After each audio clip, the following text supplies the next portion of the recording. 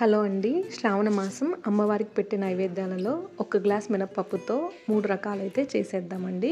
దీనికోసం ఇక్కడైతే నేను ఒక గ్లాస్ మినపప్పుని శుభ్రంగా కడిగి నైట్ అంతా కూడా నానపెట్టేసుకుంటున్నాను. ఇలా నెక్స్ట్ డే మార్నింగ్కి అయితే ఈ విధంగా అయితే బాగా నానిపోతాయి. ఇందులో వాటర్ అంతా వంపేసి కొంచెం కొంచెంగా చిన్న మిక్సీ జార్లో వేసుకొని అవసరమైతే 2-3 స్పూన్ల వాటర్ అయితే వేసేసుకొని ఇలా అయితే మనం టైట్గా పిండి అనేది పట్టేసుకోవాలి. ఇందులో మనకు రుచికి సరిపడా సాల్ట్ వేసుకొని కొంచెం సోడా అయితే వేసుకోవాలండి. ఎక్కువగా వేస్తే ఆయిల్ పీలుస్తుంది. అలాగే బాగా ఎర్రగా రావడానికి ఒక స్పూన్ షుగర్ అయితే వేసేసుకొని ఇలా చేతితోటైతే బాగా మనం మిక్స్ చేసుకోవాలండి. అప్పుడే మనకు గారెలు అనేవి బాగా వస్తాయి. పిండిని పక్కకు పెట్టేసుకొని మసాలా వడ కోసం ఇవన్నీ కూడా ప్రిపేర్ చేసుకోవాలండి. నెక్స్ట్ ఇక్కడైతే నేను పెరుగు వడ కోసం పెరుగు అనేది మిక్స్ చేసుకుంటున్నాను. అందులో కొంచెం సాల్ట్ వేసేసుకొని బాగా మిక్స్ చేసుకున్న తర్వాత తగినన్ని వాటర్ పోసుకొని చిక్కగా మజ్జిగలాగా తయారు చేసుకొని పక్కన పెట్టుకోవాలి.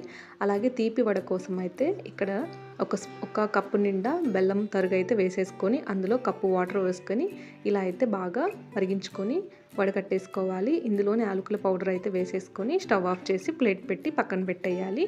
ఈలోపు మనకు గారెలు అనేవి వేసేసుకోవడానికి ఆయిల్ అయితే పెట్టేసుకోవాలండి. ఇలా మనం ఒక కవర్ కానీ లేదంటే ఒక ఆకు కానీ తీసుకొని ఇలా అయితే మనం వడల షేప్ అయితే చేసేసుకొని ఆయిల్ కొంచెం హీట్ అయ్యాక అందులో వేసేసుకొని మంచి గోల్డ్ కలర్ వచ్చే వరకు అయితే వేయించుకోవాలండి. ఈ వడలైతే నేను ఫస్ట్ పాకం గారెల కోసం అయితే చేస్తున్నాను. పాకం గారెల కోసం బెల్లం అనేది కరిగితే సరిపోతుందండి. మనకి ఎట్లాంటి పాకం కూడా రావాల్సిన అవసరం ఉండదు.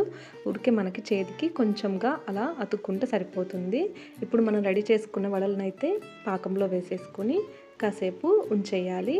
ఇలా చూసారు కదా, నాకు కాసేపటికి కొంచెం అనేది పాకం అంతా పీల్చేసింది. నెక్స్ట్ ఇక్కడైతే నేను పెరుగు వడ కోసం అయితే ఇంకొన్ని వడలు అయితే వేసేసుకొని వాటర్లో ఒక 1 మినిట్ ఉంచేసి అందులో ఉన్న వాటర్ అంతా వంపేసి ఇలా అయితే నేను పెరుగులో వేసుకుంటున్నానండి. ఇలా వాటర్లో చేయడం వల్ల మనకు లోపలికి అనేది పెరుగు అనేది బాగా పీలుస్తుంది. అందుకని అలా చేయాలి.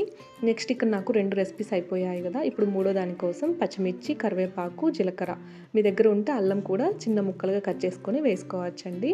ఇలా అయితే అన్నిటినీ కలిపేసి బాగా ఒకసారి కలిపేసుకొని ఇలా వడల్లాగా చేసేసుకోవడమే. ఇక్కడ మనకు మసాలా వడలు కూడా అయిపోయాయి కదా. ఇప్పుడు మనము పెరుగు వడ కోసం తాలింపు అయితే పెట్టేసుకోవాలి. ఇలా ప్యాన్లో ఆయిల్ వేసుకొని తాలింపు గింజలు, కరివేపాకు, ఎండుమిర్చి అలాగే లాస్ట్లో పసుపు వేసేసి అన్నిటినీ ఆఫ్ చేసేసి ఇలా అయితే మనము పెరుగులో వేసేసుకొని బాగా కలిపేసుకోవాలండి. చూసారు కదా, చాలా సింపుల్గా మనకు ఒకే ఒక గ్లాస్ మినపప్పుతోటి 3 రకాలైతే రెడీ అయిపోయాయండి. ఇదే విధంగా నేను గ్లాస్ రైస్ తోటి పాయసం, పులిహోర, దద్దోజనం అయితే చూపించానండి. మీకు కనుక ఇంట్రెస్ట్ ఉంటే లింక్ అని డిస్క్రిప్షన్లో ఇస్తాను, చెక్ చేయండి.